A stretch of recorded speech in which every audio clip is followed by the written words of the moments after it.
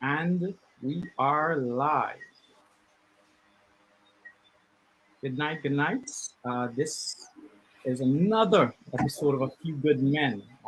As we usually do, we come on, 5 minutes through the hour of 8 o'clock just to welcome people in, let people know that this discussion is taking place. I have all of my guests in the back room. Yes, Sam, how are you feeling? I'm great. I'm excited. I don't know how tonight is going to go, but I know it's going to go well. It's gonna go well. All right, I see we have three viewers already in. Just to indicate that we are appearing, a few minutes early just to welcome, our viewers. Thank you. We appreciate you. Remember to hit the like button, And hit the share like the button, live. and share the live. We have our guests in the back room, and we start the show promptly at 8 o'clock. 9 viewers, welcome, welcome everyone, welcome. We appreciate We need this. have our guests in the back room. Yeah, Sam, what you have in your mug today? Some coffee? Water. I'm dehydrated today, so I. Ye- Well, our viewers, I just would like to inform you that there's only a certain type of guest out that'll have us to put on our blazers today. Yes, Sam. There's only a certain caliber. It's not a normal thing for me, but It's not a normal thing, but I think our guests, yeah, I think we are that caliber where we need to put on a blazer. well, the thing is, the whole show. Remember, we're about diversity, and at times, you need to flex with what's going on in life. So you have to be prepared for any kind of thing. So, which means that we encourage all men, especially, That's to right. always have a blazer on hand. Make sure it fits because you never know what's going to happen. You may very well need one. All right. It's a very important thing to have in your closet. Oh, of course, of course. For the viewers just joining, we're just starting a few minutes early just to welcome you. We start promptly at 8 o'clock. We have our guests in the back end, and we're excited to get this conversation going. We start promptly at 8 o'clock. Hit the like button, share the live, guys. This is a youthful engagement. We appreciate you. All right, Sam, we have a minute to go and get the ball rolling.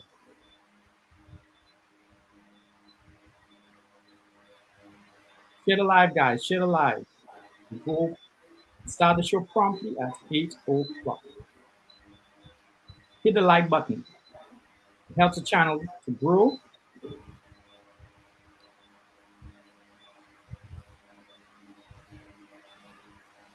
Hit the like button, y'all. Hit the like button. Pleasant, pleasant good night, good evening to our viewers. I see Julian is on. Yes, TGI Fridays. We go live. We're going live. We're going live. Guys, share the live, share the live. We start promptly at 8 and is 8 o'clock. All right, guys, welcome, welcome, welcome to A Few Good Men, a show where you get genuine answers from real men about real life issues. Today's topic is a dicey one, and it's much needed. Eh, Sam? Yes, absolutely. Especially since we have Absolutely. results coming out recently and whatnot. We're in the season. During the season, exactly. Now, tonight's topic is an analysis of our education system.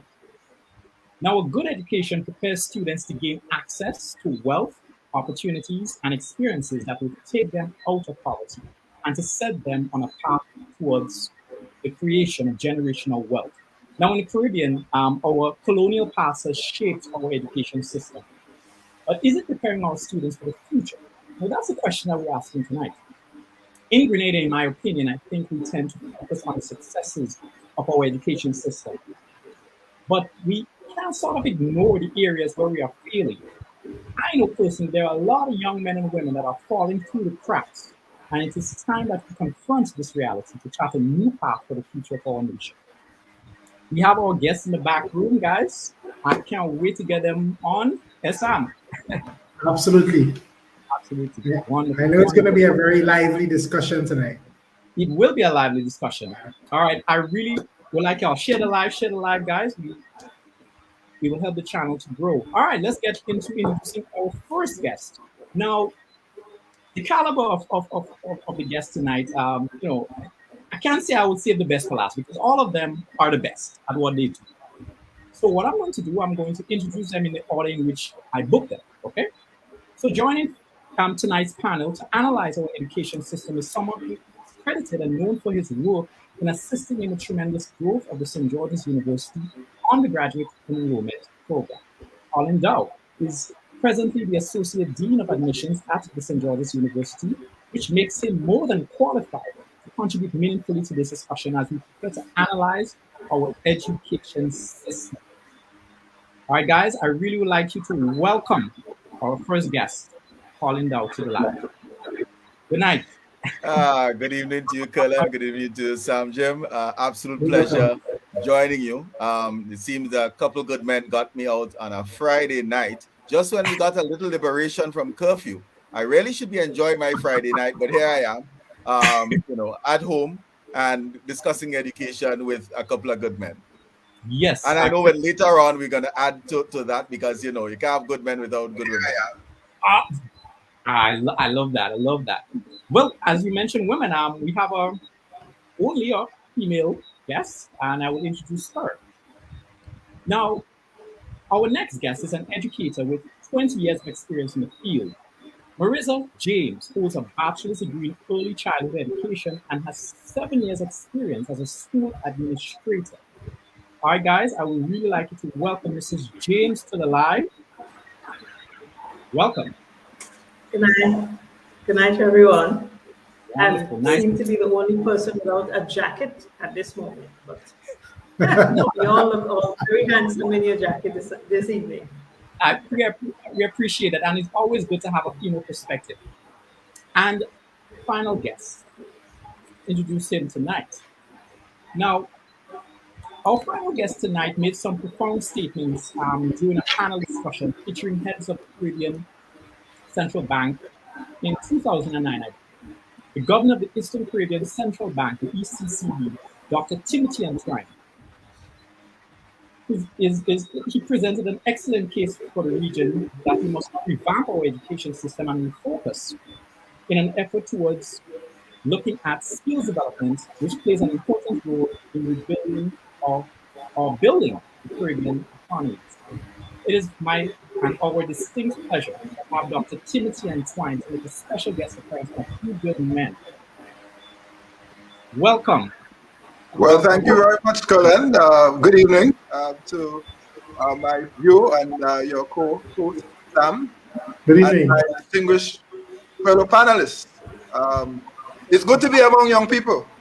So thank you for inviting me tonight. Yes. I wonder if that was poking fun at me. Colin, I call no name, young people. I ain't have good foot, so I take in front. Very good, very good. Good to see you all. Yes. Good night, everyone. Dr. Dow, is it Dr. Dow? No. No? The Dr. Dow in the family is my wife. Oh, okay. I'm just making sure. I just want to make sure that I introduce my guest properly. All right. Now let's get the ball rolling. The first thing I would like to just give just a brief experience, my experience, growing up and entering the formal school system. I liken the education system to, and that's based off of my experience, to a 100-meter race. Now you're told that if you prepare, you train hard, you're going to succeed. So just picture me running that 100-meter race. There are hurdles that appears I have to hop over. And by the time I get to the finish line, I'm told that the finish line has been moved 100 meters down that. That was my experience. Because we're told to study hard, get a good education, and get a good job, and everything will be okay. But well, for me, and for a lot of people I know, that is not necessarily the case. I also would like to just raise Before I get into the question, this year I understand that there was 181 students that was left back in primary schools, of which 134 males and 47 was females. Uh, I find that very troubling indeed. So I'm going to make a statement and then I'm going to introduce a question. The education system is now underpreparing students for the realities of life by giving a false sense of how the real world works and operates. Is that a fair statement? Now, I'm directing this question to Dr. Antoine. Why? Because, and with the female's permission, I will direct the question to the doctor. Is that a fair statement? Yes, the emphatic answer to that question is yes. And of course, if you wish for me to expound, I may and I Please, can. But please, the answer is absolutely yes. please expound on that. Well, I think we have to. So before I continue, let me say thanks for having me again. I want at the outset to, of course, congratulate you on this new show. Love to see young people doing their thing and engaging on very important topics. I also want to say, pay tribute to all our teachers, all our school principals, educators in Grenada and across the region, and anyone joining tonight, including our colleague panelist, Marissa, because I really do value the work of our educators. I come from a family of educators, and of course, I recognize their worth and their work. So any and everything I say tonight comes out of respect and a heart of love. But as a development practitioner and a parent, I certainly have views on this matter. So what's the purpose of education? Let's step back for a moment. The purpose of education, simply put, is to prepare one for life, work, and citizenship. Life, work, and citizenship. And so, Colin, we have to ask ourselves the question whether and to what extent our current system is delivering that obligation. And you yourself just pointed to your own experience where that is concerned. And so I am very clear that it's not. But here's the thing. You just spoke, I think your colleague Sam, about the results. Recently in results season, results are out. What are we finding? Even with the existing offer, the existing misfocus on academics, even that we're not doing particularly well. How do you explain at this moment that you have a pass rate of 34% in mathematics, below the regional average of 40%? How do you explain that even English language, or we're not able to deliver at least an 80% pass rate? So after 11, 12 years of education in this system, people are either not passing or they're coming out with very, very poor results. Some with no subjects at all, and some with below average performance. So even on the focus of academics, we're not doing as well as we should. And I argue strongly that in fact we are misdirecting our resources. There's too much focus on the academics. We're not preparing our young people for the world of work and for life and for citizenship. I'll leave it there for now, but I mean, a lot more can be said on this matter. For example, what is really, what do we want to see when we talk about work? What is citizenship? But I know other panelists may have views, so let me pause at this time. All right. Mr. Doe, I want to bring you in on this conversation here. What are your thoughts? I will first step by step. Well, let me address the comments that you made, first of all, in speaking about this race. Education is not a race. Education should be about educating. Educating in general, educating in particular skills as we specialize and move out into the world for work, and educating for citizenship. Same tenets that Timmy spoke about a short while ago. But it's about educating. And we get to different paths or to different destinations by taking different paths. The shortest route between two places might be that straight line, but it's not the only route to get there. And your analogy of a race again disturbs me, because we have grown up in this idea of this one come first, this one comes second, this one come last. And by doing that, we now stigmatize that individual who quote unquote came last. But it does not mean that everyone cannot learn, everyone cannot grow, everyone cannot contribute. And we need to recognize that. So the impression that we have of what education should be doing, I think is flawed to begin with. Now, having said that, in addressing your question specifically, I typically take a step back. I ask myself, was the old education system any better? Was it delivering a superior product than we are called upon now? Bearing in mind that knowledge has grown, the amount required of a pre-K student, of a primary school student, of a secondary school student, that has increased because knowledge itself has increased. And what are the other support structures that existed in our society that might have been supportive of our education system that is now missing, and therefore causing us not to turn out the good citizen that we expect? As we go into the world of work, one of the things that is quite often pointed to will be soft skills, attitudes, not aptitude, but attitudes, commitment to work. And that is not something that you get from a textbook. So I will argue that part of the failure that we're seeing with our education system is actually a reflection of the failure of our society, where those support structures were there in order to build the whole person. So some of the results that we're seeing, and when we cry down, and I don't cry down young people, and I don't believe the old times is always better than the modern times. I'm not that kind of person. But when we see these flaws, sometimes we need to take a step back and ask why. What else might be a contributing factor? Ensure that we tease out those confounding variables so that when we actually form a conclusion, it is an accurate conclusion. Like Dr. Antoine, I am actually worried about the results that I see for mathematics, the results that I see for English in English-speaking nations.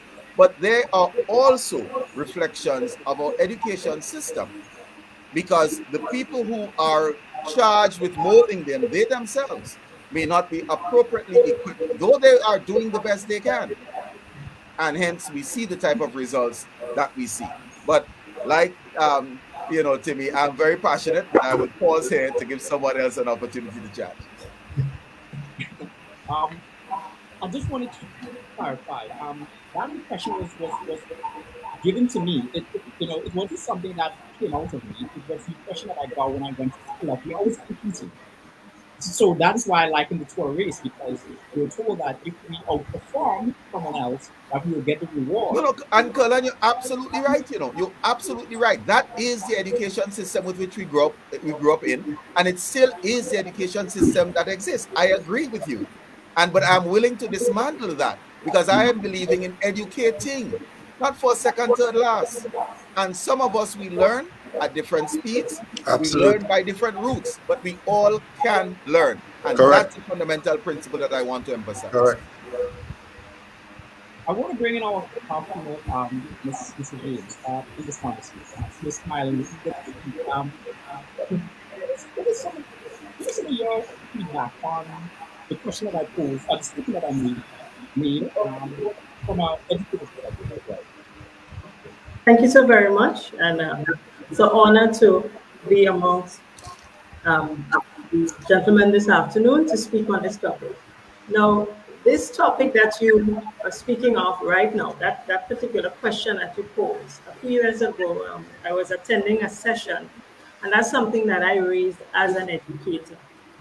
You're in the system, and sometimes you feel like what you're doing is not actually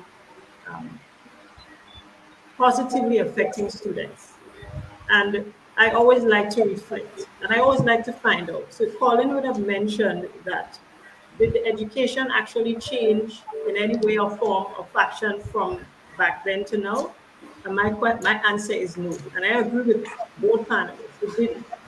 I go back to people, I like to research and read up on various theories, various education systems, and so. And I go back to John Dewey when he talked about schooling and what is schooling is all about. When you go to school, when you're educated, what's supposed to come out of it, and you're actually supposed to be educated and taught to move into the world of work. So school should be a smaller version of the larger society. There's supposed to be a smooth transition from the time you leave school. When you move into the workplace, you're supposed to fit in well. And I have to say, as an educator, we have not been doing an excellent job at that. And I think a big part of the problem is one, the curriculum. Now, I did some research because I love to read. And in 1980, I think it was the then Prime Minister Morris Bishop would have brought teachers and communities together. They consulted, all right? We want to bring about some change in our society. We want our education system to be impactful. How can we go about doing that? They had a consultation, they created a report, they dialogued with teachers, they dialogued with the, they looked at what the country needed at that time, what are the skill sets that we need, and then from that they came up with the curriculum. I also looked at Finland and these other school systems. They looked at what they needed as a society. What do we need? What are the skill sets? And from that, they came up with their curriculum to guide how things operate. And from that, they were then better able to equip students to go out to satisfy the needs of the society. Now, I want to go on to the point of first, second, and third. I, as an educator, profoundly disagree with doing that. It's demotivating. I've spoke to a number of my students and they do not like it, right? It doesn't help them to move forward. It just causes them to compete against each other. So they do not improve personally. So if I got like an 80% and I want an 85%, they don't look at personal growth, but they look at competing with each other. And it's definitely sad to see the results for mathematics and English year after year. I can even go back to a few sessions that I sat in with the Ministry of Education, and they were comparing some students from MCT in grade 2 to the time they got into Form 5, and what they're saying, and it's not something new, that although we may see people with 21 ones and 11 ones and all of that, the very few of our students are actually mastering CXC. So we saw some stats as 20% of our students are successful and we have 80% of them being at risk. So our system definitely isn't working in producing persons who are moving from school into the world of work. And some of the things that we actually do in the system do not promote that. Colin spoke about things that are missing. A big part, just as you said, the soft skills, things like empathy, it's lacking. People do not empathize. People do not understand. And I come from an era where you had to have respect. How we're moving so much into passing the test and getting all of the ones, and so that we leave out those essential skills that are necessary for you to be able to collaborate and problem solve and work to solve problems in the workplace. That's my piece. Thank you. Thank you. Profound indeed. Sam, I want to bring in this conversation. What has been your experience, very, very briefly, because I want to direct a question at the governor as well, because she mentioned the soft skills, and I knew that he mentioned about the cognitive skills, right? So we'll get to him in a bit. But what is your experience growing up in the education system, and what are some of the comments that you will make in terms of did it work for you? Well, I can say it partly worked because I do use some of the information that I gathered along the way, and but it did not necessarily prepare me for what was to come. And having sat in the first chair in an interview, and some of the questions that were asked, I was not prepared. And what happens is that one day you're in school as a student, you flip the tassel on your hat, and the next day you're a working man. And there's no, I should say, rite of passage or no proper training to take you one step further. And so based on what all the panelists said tonight, we can all agree that we have not necessarily been properly prepared for the world of work, even though, we may have a lot of knowledge. I can name the parts of a caterpillar for you, but there are a lot of other things that I could not have done when leaving school, which I needed in my very first job. So I think The teachers did try their best with the curriculum that they were given, but it's something that a nation has to look at holistically, and they have to have a plan in place to move forward. All right, well said. All right, Dr. Entwine, I'm directing this question to you. In the discussion that you had, you mentioned that we focus too much on subjects, and the soft skills is lacking. You mentioned cognitive soft skills. Just elaborate a little bit more so we put that into perspective. Right. So just to be clear, remember what education is for: life, work, and citizenship. In school, you ought to be able to be taught values and attitudes, values like honesty and hard industry, which is hard work, and punctuality. And those, by the way, you need when you get to the world of work, but you need them in any endeavor in life. But then there are other skills. So beyond technical, there are the life skills. And I don't like the word soft, although that is used commonly in the literature, because they're not soft skills. I believe they are important skills. And I will tell you, so they include, for example, what I think the Brookings Institute calls the 6 C's of education: communication, collaboration, creativity, critical thinking, content, which is the subject matter, the technical stuff, confidence. I think that's 6, right? Those are the things. And of course, when you talk about communication and collaboration, clearly the issue of conflict resolution arises. Those are the skills that you need throughout your life. Whatever job you choose to do, whatever business you choose to run, you need those skills. And anybody who is in management will tell you that the hardest job of all often is managing people. Yeah. That is actually harder than physics or mathematics, because people they're special. so those skills, those life skills are very important.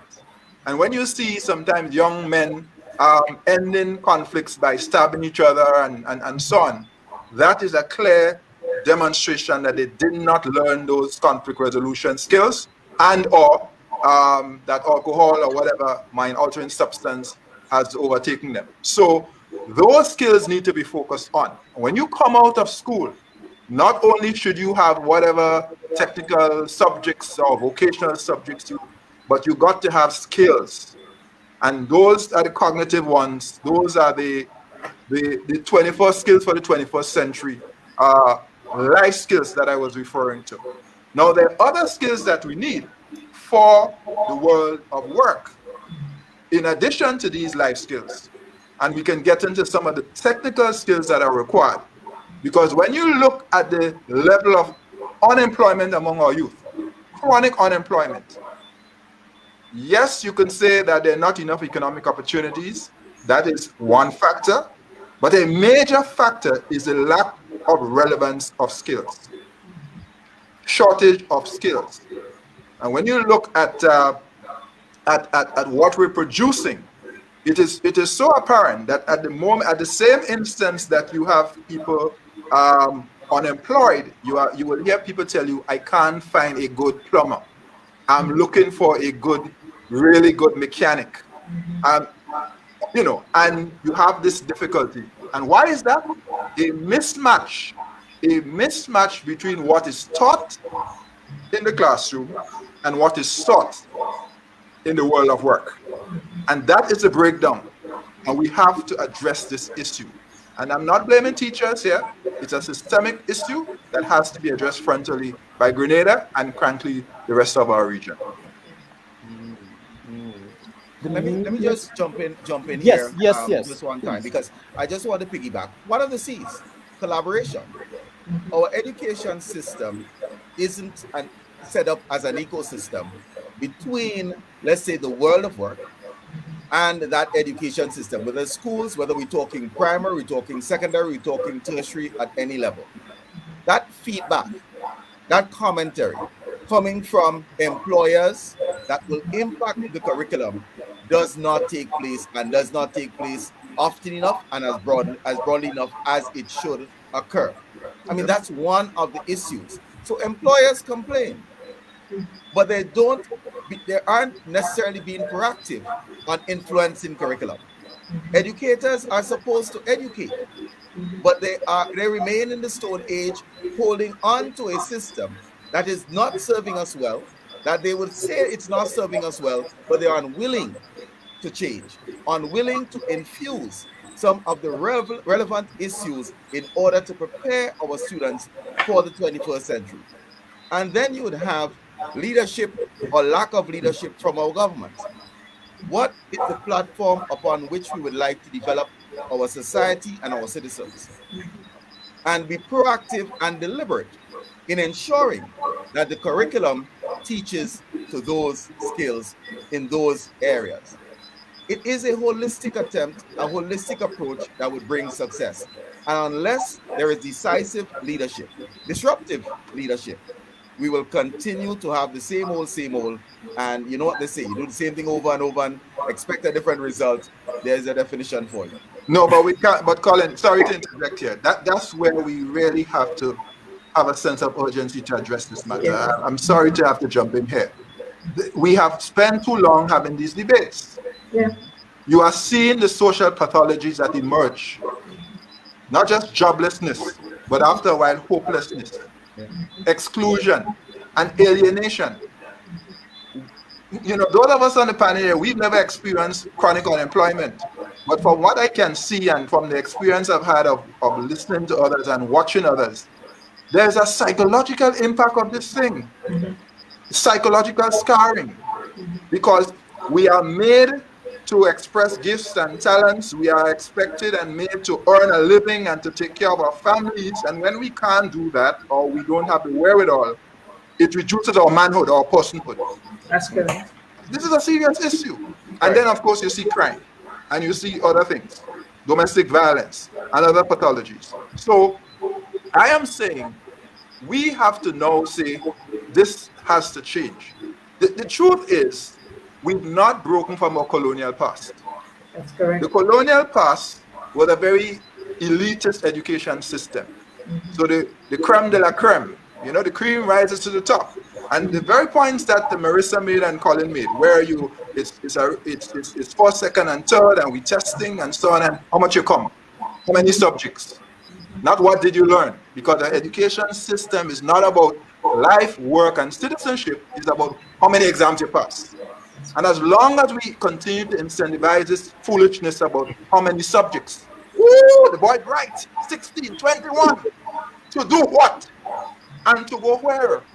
That's good. I mean, how many times and how many years we're going to celebrate these subjects and then find people just by the wayside, just wasting time?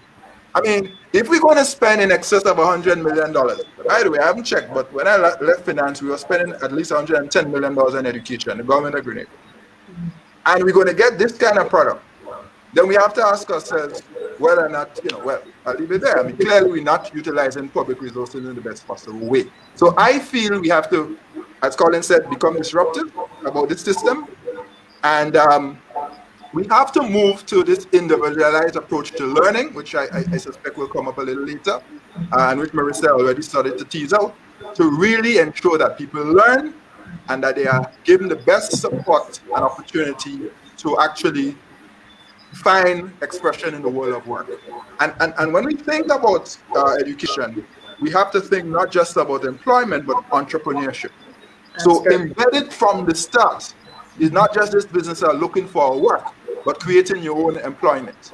That's a mindset that has to be developed in the way we approach education going forward, to allow our young people, to have the best opportunity to succeed.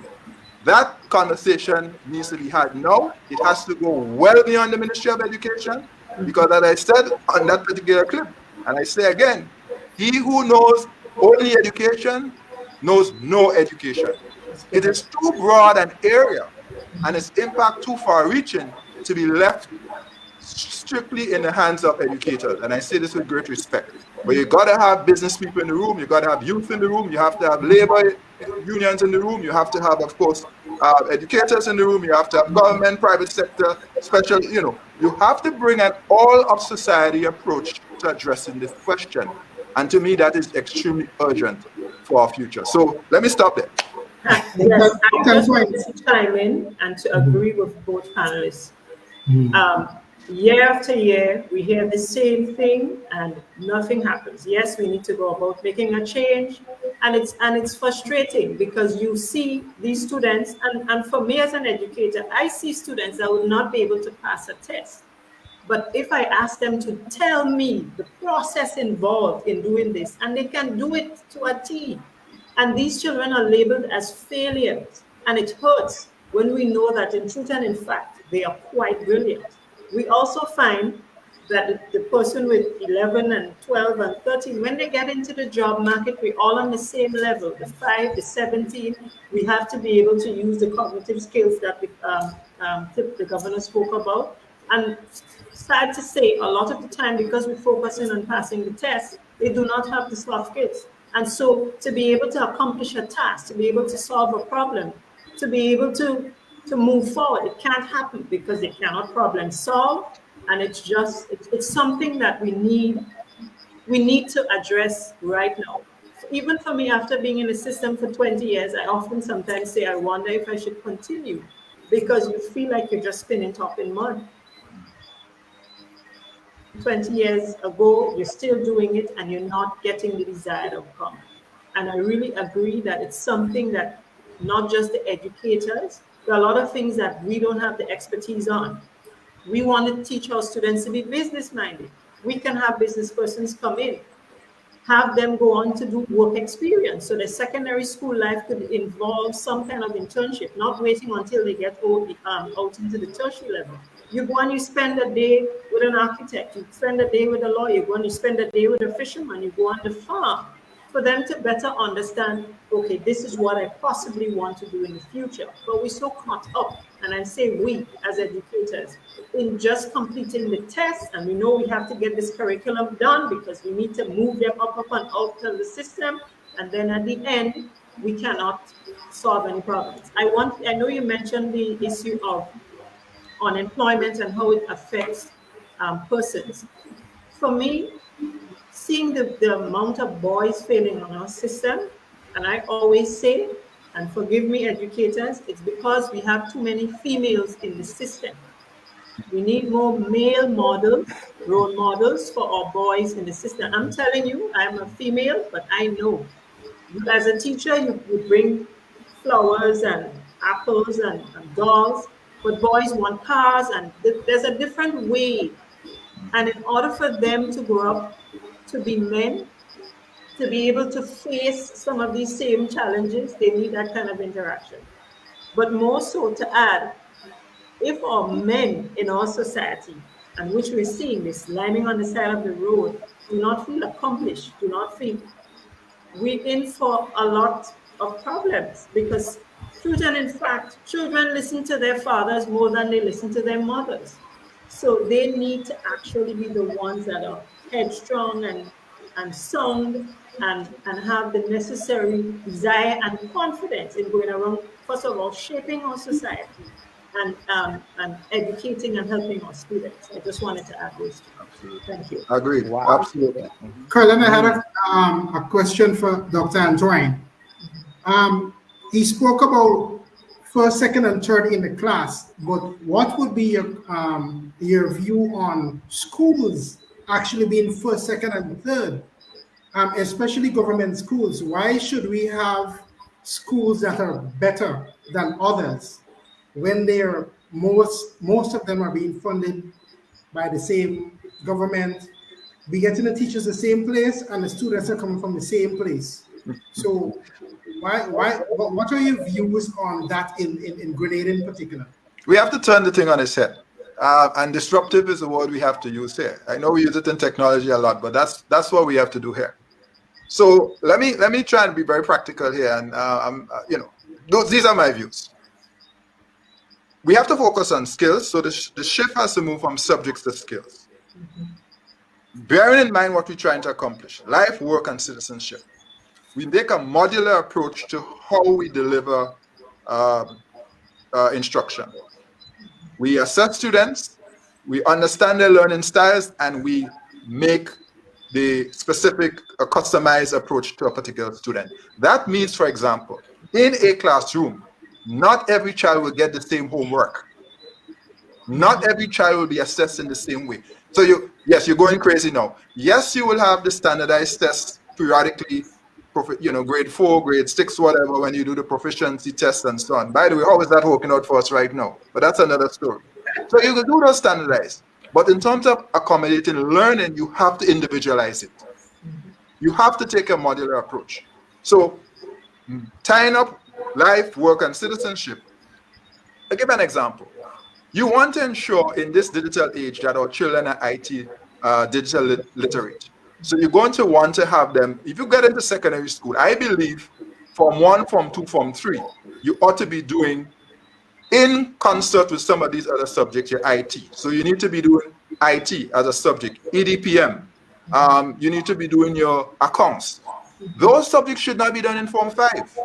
Those subjects should be done as you go along at your speed. If you're strong in math, you might write math in Form 3 or Form 4. If you're not, you may need a longer period, you write it in Form 5.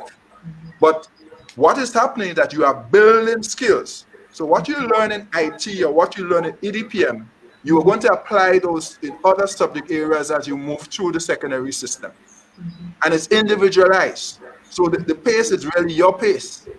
When you finish in Form 5, or you may even finish in Form 4, depending on what you do, you would have accomplished certain skills, you would have done certain subjects, and then you now have a package with which to move forward and go in whatever direction, whether it's a technical and vocational, whether it's a strict academic stream or a combination. But we have to individualize it. And so Marissa mentioned Finland. It's a very good example because Finland has consistently top education, certainly at the pre-university level, so primary right up through secondary.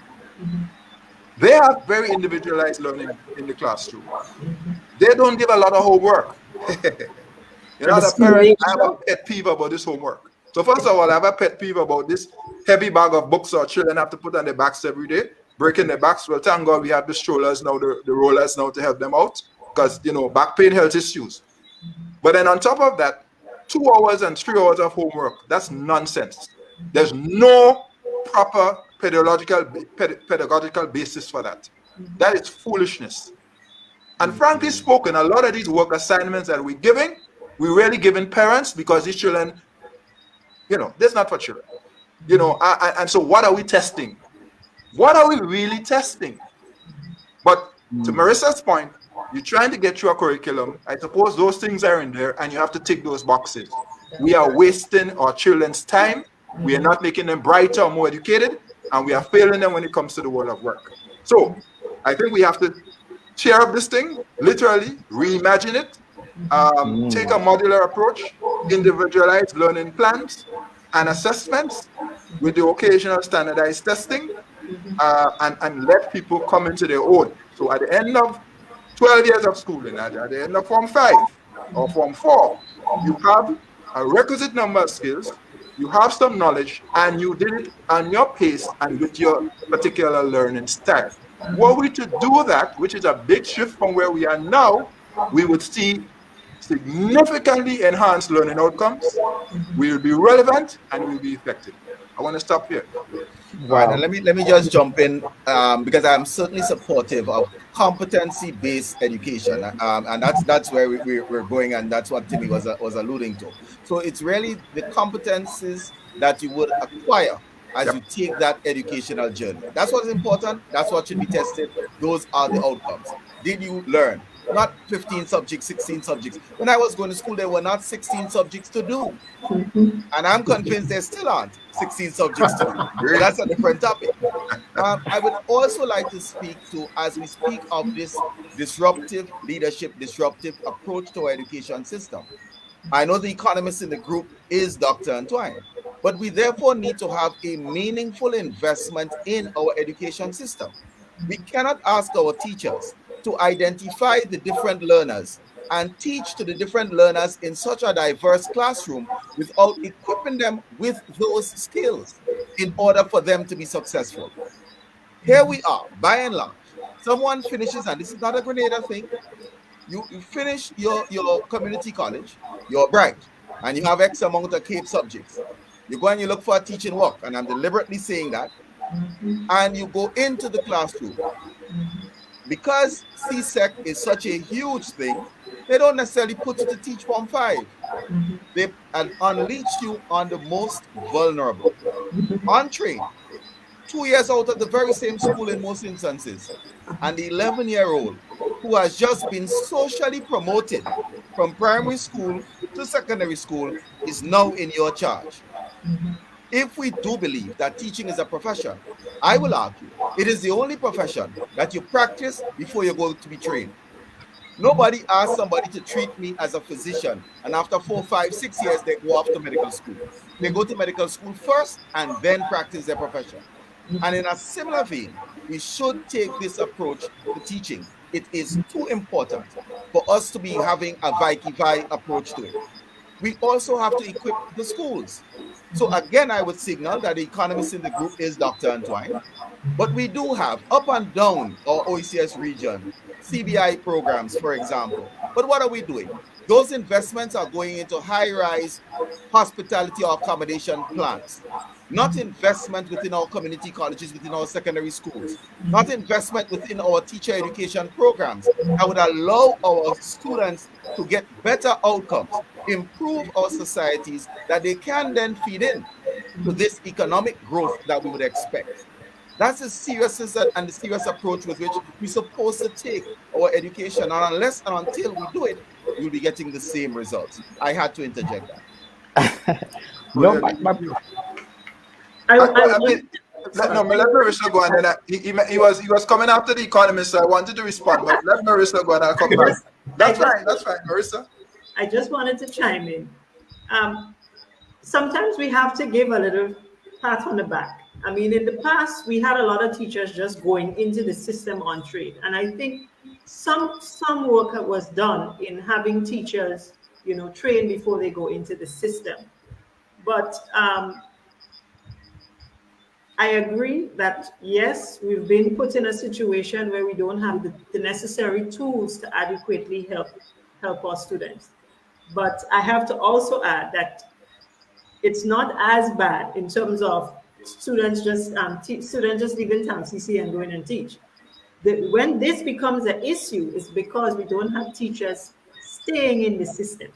They see it as I come in, I just hold in a little place for a little while before I move on to something else. They don't see teaching as a profession. And I think the reason for that is because there's a loss of respect for educators by themselves, and also the way that people view educators. And so people don't see it as a job that is important, that's essential. So I'm just stopping in there for a little while before I move on to something else. And that's where you have these put on professional persons coming into the system, because the persons that might be there for how many of years that might have been trained, something else comes up that's more profitable, that's better able to help their family, they're going to move. So on that note, I will just turn you over to the governor to talk about what incentives, what things we can do to retain our teachers in the system, as opposed to having them say, okay, well, I can't support my family on this. I'm going to find something better to do. Thank you. Right. So that's why I started by talking about my respect for teachers. I was very deliberate on that because I have strong views, but I understand they're part of a system and they have their own issues and challenges. And I accept that. So I believe that we have to value the teaching profession a lot more. I believe ultimately we have to pay our teachers more.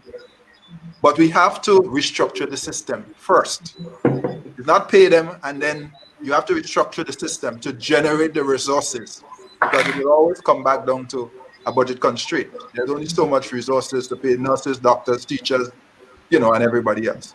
So I think they need to be paid more, but I think you have to restructure the system. In the Finnish example you gave, in Finland, interesting enough, the teachers in that system, we spoke about that, is top rank in the world. They're at master's level. They are well paid. They're at master's level, and they work with a particular student for a long period of time.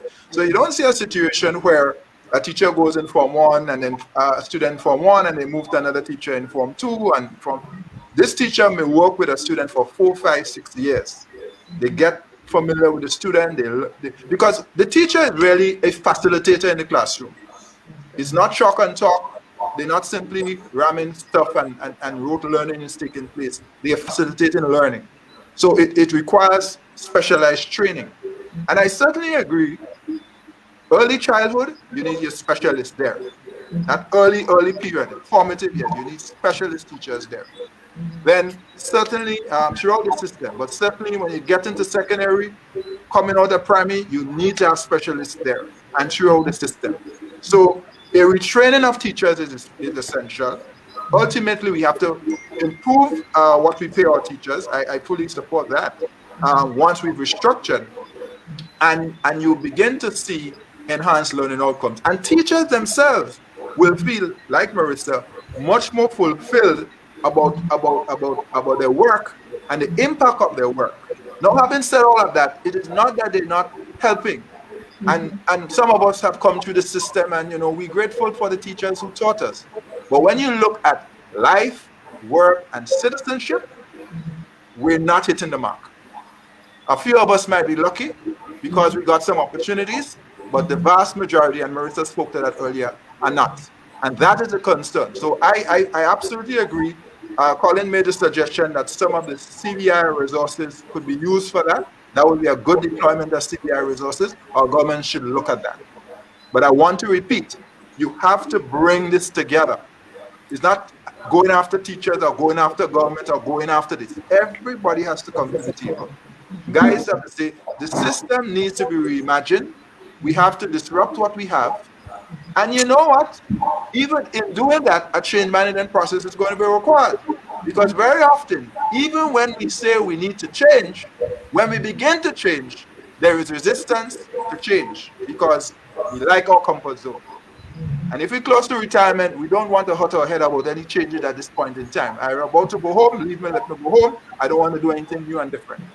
But we certainly, I believe, have the energy, the skills in terms of openness, I believe, of enough critical mass in the teaching profession to work with government, private sector, and other parties to make that change.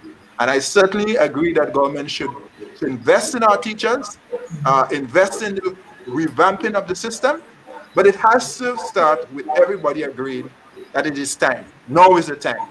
And I think if we get there, if we start with that, then we could begin to do that. Now, mind you, there are elements that you see. There are pockets of things that you see.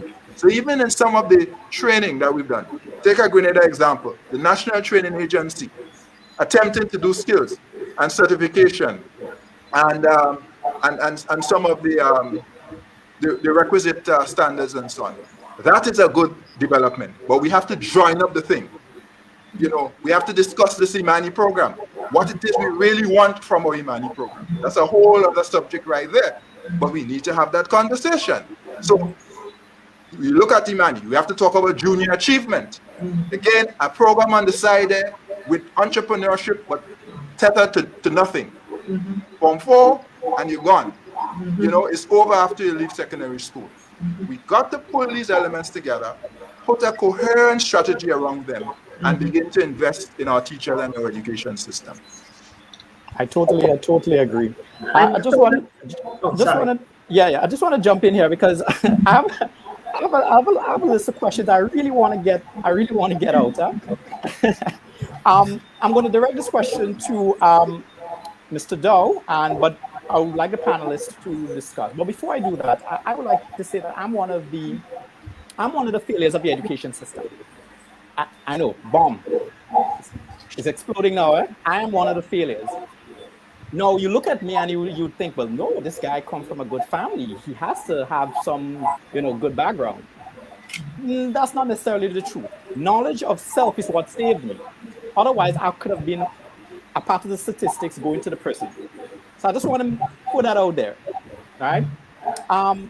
My next question, I'm going to make a statement. I'm going to speak about my experience in the primary school. So in the primary school, we were taught basic math and English. foundational subjects that is needed. But there were several other important but useless subject areas, in my view, that became irrelevant, and it is irrelevant in a modern society. So take for example, so I learned about the inside of a grasshopper, and I think Sam mentioned that earlier. I learned about the head, the thorax, and the abdomen of a grasshopper.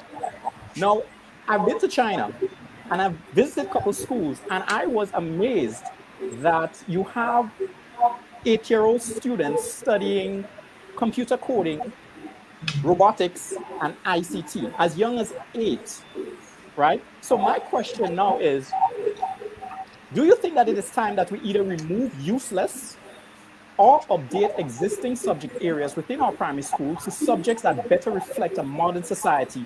Or is it that it's too much of a radical change that, the Caribbean or Grenada is not prepared for? Well, the head, thorax, and abdomen of a grasshopper is Of a important, yeah, right? Let's just settle on that. All right. yeah, And but for the but but budding vet, they will certainly would appreciate that knowledge. All right. But having but, said but, that, but the we're going to application go. of it. The, Curl, the bottom line, certainly at the primary level, and that has never changed, and it will never change. Reading, writing, and arithmetic. All right. Those three R's. Those are the basics. They're the fundamentals. They are the platform upon which education and development will be built. Now, one can, if you argue, and it's easy to argue that there's a need for a revamp of the education, but a revamp from the standpoint of what are the modes within which the information and the competencies are being transmitted. Because I still believe, and the point was made earlier on, it is about what competencies an individual at age 3, at age 5, at age 7 should acquire in order for them to be a true beneficiary of this education system. I am ruthlessly Grenadian. As a matter of fact, years ago, I coined a term called Grenadianism, right? I believe it's an ideology that we should have all 113,000 of us, along with the over 100,000 of us within the diaspora. And what that means is that as we educate, we use examples that are relevant to us. We see how we can utilize the skill sets in order to develop our Grenadian society, our Caribbean society. To me, that's critically important. You mentioned China, and Timmy spoke earlier on about utilizing and introducing information technology earlier. Information technology is not a subject, quote unquote, on its own. It is a tool that can be applied to almost every sector of our society. And therefore, it is critically important that we get that tool in the hands of our youngsters at the earliest possible time in order for them to be competitive in the world market and in order for them to contribute at greater levels within our society when they go into work. So I am not going to focus so much, Curlan, according to your question, on removal of subjects, addition of subjects, but how those subjects are taught, what are the competencies we are attempting to achieve. And with that focus, I believe we'd accomplish where you're going in terms of how do we develop that primary school children. But we cannot ignore, of course, the fundamentals of the reading, writing, the arithmetic. We cannot underscore more the importance of Grenadianism within the curriculum. Citizenship is what the term that the governor used. But you must be educating Grenadians who will be businessmen. I don't want a businessman who happened to be born in Grenada, but a Grenadian businessman. A psychological shift. When we speak of entrepreneurship, it's not something in a text. It is how can we utilize the resources around us to develop ourselves, our families, and our societies. That's a mindset. And that's something that we can get from the home, because we have not spoken of the contributions of the family. And you said awareness of self was one of your launching pads, Curlan, into this question.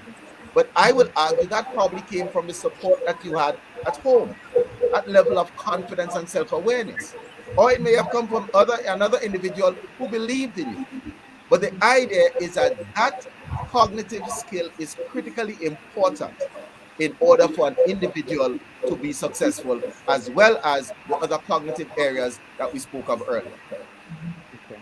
I just want to clarify when I was talking about what was useless to me was the grasshopper part, eh? Math and English, obviously. I just wanted to make sure, but you understand where I'm coming from with this, right?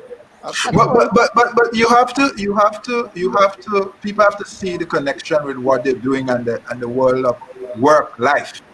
So I agree with Colin, absolutely. I think we need to have a smaller number of subjects. I'm not dancing on that. We need a smaller number. Focus, Yeah. focus, right? I want to. Master the basics. Marissa, let me stop and let you comment. Go ahead. You're the educator. Go ahead.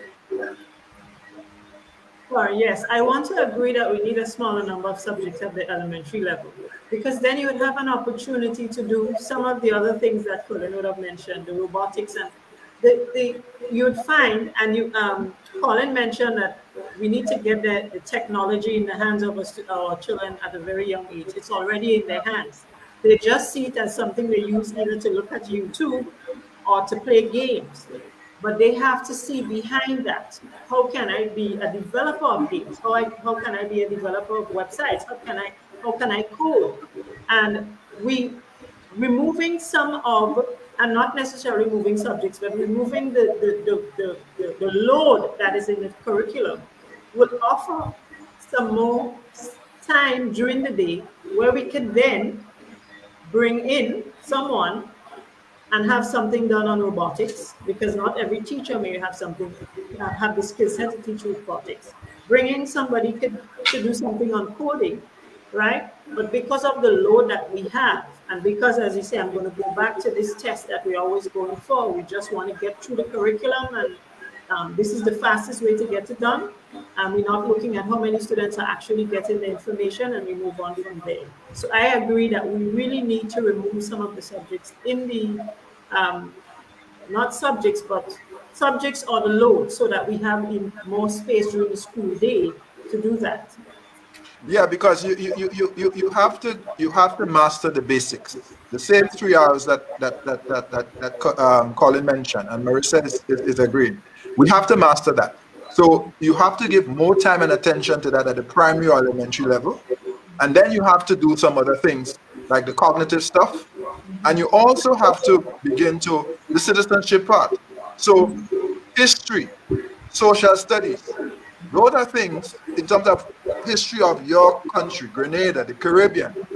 It's shocking that our young people know more about the United States or even China than they know about Grenada and the Caribbean. Correct. That's true. How could that be? How could that be? So when you talk about Grenadianism, what this person is going to graduate and do not have a proper sense of Grenadian and what that means, and how and the heritage and the patrimony. Those things have to be taught. Those things have to be taught. So it requires us to distill. I always say, I tell my team all the time, to be effective, you have to be selective. We can't do all of these subjects. We have to have a smaller number at the primary level. And then when you transition, you come in with that solid foundation. And then you getting into the most specific areas. And the fact that your child does not necessarily know what he or she wants to do at this stage, that's okay. But by giving them a broad range of skills and exposure and opportunities, you actually stimulating them, and ultimately they're going to hopefully land where their passions lie and where they perhaps have their greatest gifts or giftings. But that needs to be a process of discovery. You have to tease out their curiosity. So whether they're doing dance, whether it's the arts, piano, whether it is sports, and again, what is sports? Teamwork, collaboration, conflict resolution. That's part of what we do in sports. That's why it has to be part of the education system. And so I want to conclude by saying, to change the system, we clearly have to bring others in. And we've talked about that. The parents who mentioned, the church. We haven't talked about the churches, but the churches have a role as well. All society, all of these have to come around.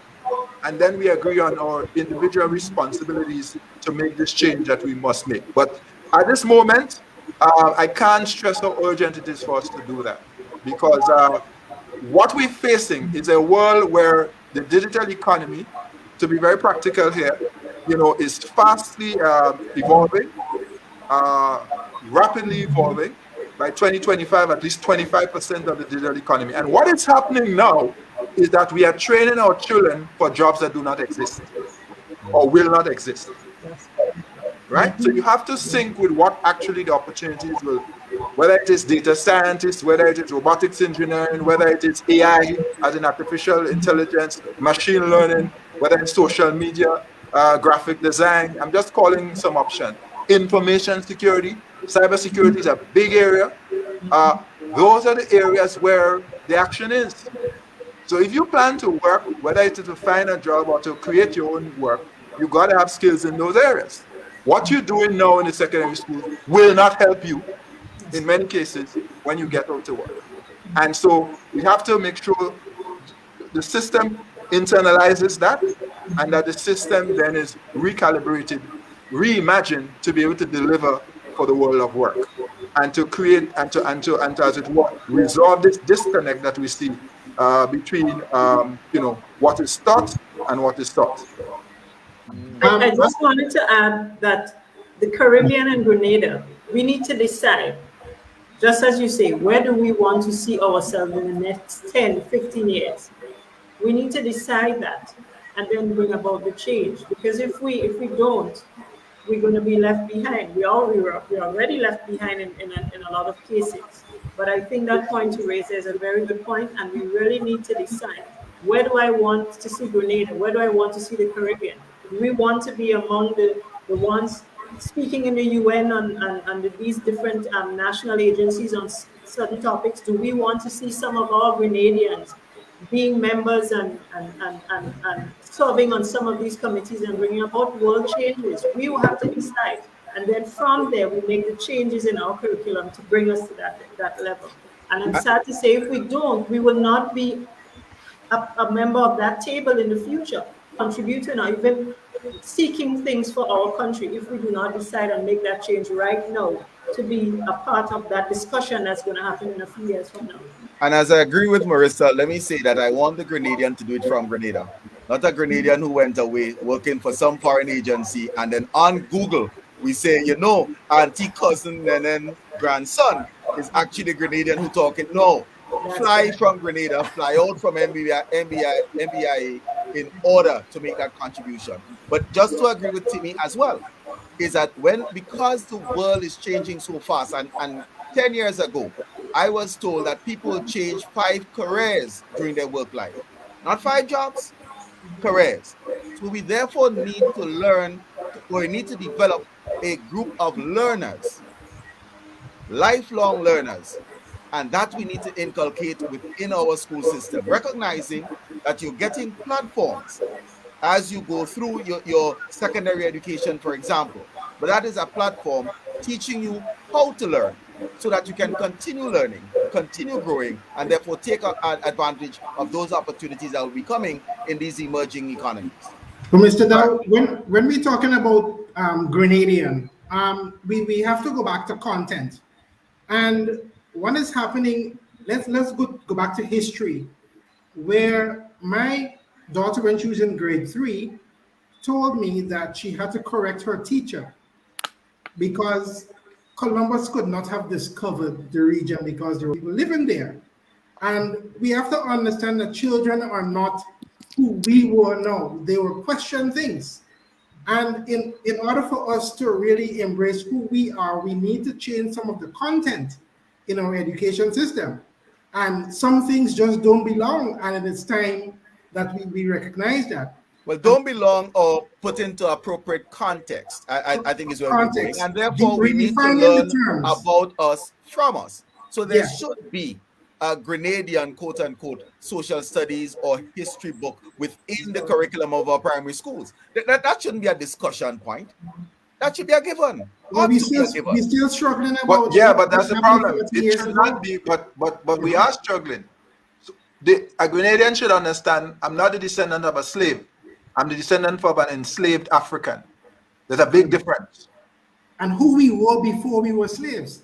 Correct. A Grenadian should understand that Columbus stumbled on Grenada and in fact discovered that there were people there, not the other way around. Right. That is what we would teach. So we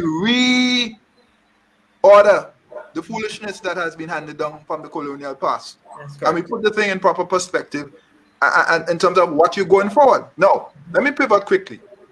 The digital economy, I know some people get, with this digital technology stuff, but the truth is that it gives us as small states a real opportunity. It is a great leveler, the great equalizer in a sense, to compete globally. And if we're going to really tackle this unemployment situation, we really have to tap into the digital economy. We really have to tap into the digital economy. And the beauty is that you can work from anywhere in the world and earn a living. Yes, Colin, you can stay in Grenada and earn that living, or Grenadians can, wherever they choose to live and work, can earn a living. And that is the hope of the digital economy that we must now embrace. And I want to say, as I always repeat, this is an enabler for all sectors. So whether it's agriculture we're speaking about, whether it's health we're speaking about, education, construction, fishing, it works for all sectors. And I think if we get that, we will embrace it with the knowledge that it can really help transform what we do, how we do it, really begin to make us competitive. So when we introduce Dcash, digital cash, which you'll hear a lot more about in the next few months, that is an attempt to help advance the building out of a digital economy and a digital society. That is what that is about. Cash at your fingertips, cash in a flash, faster, safer, cheaper. But that's just one example. We have to be able to do that if we're going to compete in the global economy. And we need, as a region now, in this COVID period, and as we think about the way forward, to really embrace that. And the truth is, we've been forced to do some of that already.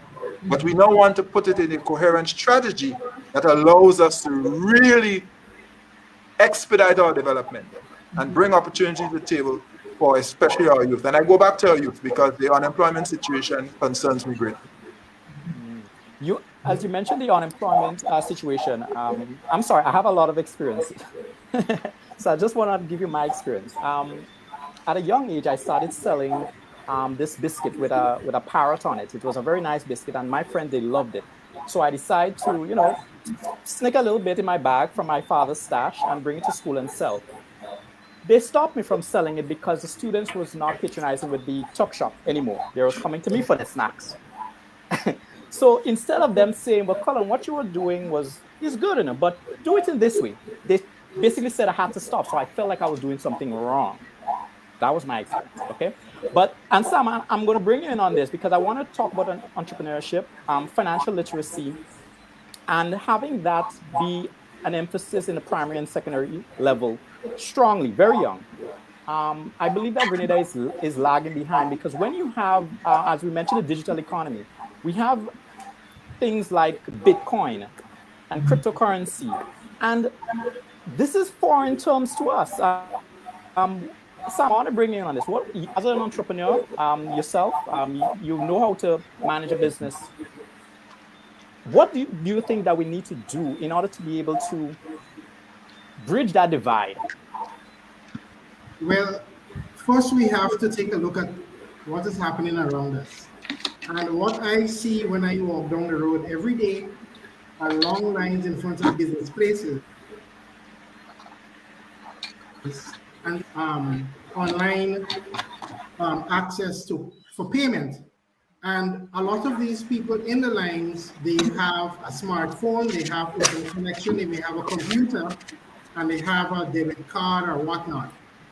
And they even have access to Dcash, which I have on my phone. I was very anxious about the whole thing. Good for you. I don't want to have, especially in this pandemic, I don't want to have to join any line. My wife knows that. And especially, to go in the supermarket, I'm happy to see that I shop online and they deliver. Right. You hardly see me in a supermarket these days. Good. So, but when you see so many people still wanting to hold on to this type of commerce, we have an understanding of the work that needs to be done. And it's going to be a gradual process. And that is why we tend to immerse our children in technology, because I know I'm going to be a dinosaur very soon, and they're going to be the ones telling me things. So I'm giving them the opportunity to first express themselves, learn because it's a part of their life. Now, when I taught for 1 year in secondary school, and during that time I had the opportunity to teach POB, and the school did not have a tuck shop. So what I did, I hired some students from my class. I put the money in. We started buying snacks and whatnot. I would make the juice at home. I would bag it and bring it to school. And the students would actually have to sell, keep record of everything, keep an eye on our profits, and I would pay them a salary at the end of every week. And they were all very excited to be a part of that class and actually be in the tuck shop selling. And I saw it as an opportunity for me to show them, like, hey, while we are doing a business subject, this is how it actually runs in everyday life. And this is something that, a lot of students don't get the opportunity to do. And I must say that I had my 100% passes. I mean, I didn't have to do that to get my passes. But I'm actually happy to see that a lot of my students are actually business owners or managers. And it brought me great joy. I felt accomplished somewhat. But in order to bring the two together, technology and business, um, there are managers who don't like technology, they don't understand it. And so I believe that they're actually holding themselves back. And they would have staff that are young and able and whatnot and want to bring certain things to the table. And they're a bit hesitant because um, this is what they have been doing for years. Their business is successful because of what they've been doing, and they don't believe that whatever changes will be necessary. But when you look at companies like Polaroid and whatnot, who wanted to hold on to a particular technology because they didn't want to jump on it in the digital age, they were left behind. Ready now. And we are now seeing that a lot of these companies are coming out and trying to come back into the market because they are now seeing that we can't move forward in business if we don't properly embrace technology. And it has to start somewhere. And I was happy the pandemic brought a lot of things out. Now we have people who must use a computer in order to access learning. It caught teachers off guard because a lot of them could not even use a computer in this day and age. And it allowed us now to take inventory of what is going on. And it was a bit of an uphill battle for those, especially exiting the system and whatnot. But it just goes to show that we were nowhere near being prepared for the future in very simple things. Bringing a class over Zoom, it was very difficult for some teachers, and equally as frustrating for parents. And it showed our vulnerabilities. And now you will see that the average household in Grenada, for those who are fortunate enough, because we still have internet issues, some homes don't have electricity, and we have a lot of ills to deal with. But we see that there was a need for technological advancement in our society, and unfortunately we are about 15 years behind because we're now learning the basics. And I think that if the people with the money in society and the understanding that yes, this is what's needed, these are the people we need to bring on board and say, hey, schools need to have, I think my wife was talking about digital whiteboards and all these kind of things in class. Yeah. And I don't see why we should still be lugging around heavy bags of books when all the information that we would ever need is right in our hand. And yet for all we want I try to raise my child's school bag. I'm a man in his 40s, and my child is 14, and I couldn't lift the bag. That should not be. Should not be. And we want to hold on to these things because we are accustomed. We want to smell the paper. But it's time for us to embrace what is necessary to move forward in Grenada. I As agree. you I see, agree. I, But Sam, I, the paper smells good, eh? The books. I like the smell. Eh? I want to add that I am a lover of the books. I like to actually read the books, but my children are reading from the tablet, and so, but I really like to read the book. Oh, No, there's a role for books, and everything has to have balance. But yeah, what we have is an imbalance. This Yes. this truckload of books going to school is wrong. And I feel we just need to face that and deal with that. But I certainly like a good book as much as I use iPads and tablets. So I think it's balanced. Yeah. By the way, I hear the concern people raise about the digital economy and the loss of jobs and the replacement of humans. I don't believe that. Some jobs will be lost, other jobs will be gained. And all of the research I've seen suggests that there'll be a net job creation, but the jobs will be different. That's correct. The jobs will be different, and that's the challenge. I think some of us want to hold on to the old jobs and say, well, digitalization will take away this old job. But there are new jobs. Think about how many in the service area now, how many additional opportunities are arising.